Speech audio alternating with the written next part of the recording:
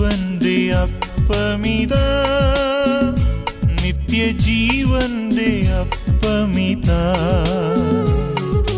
ആത്മീയ ജീവൻ മർത്യർക്കു നൽകും സ്വർഗീയ മന്നയിതാ.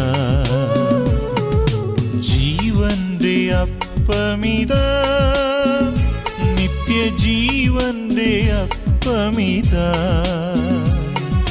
ആത്മീയ ജീവൻ മർത്യർക്കു നൽകും സ്വർഗീയ മന്നയിതാ.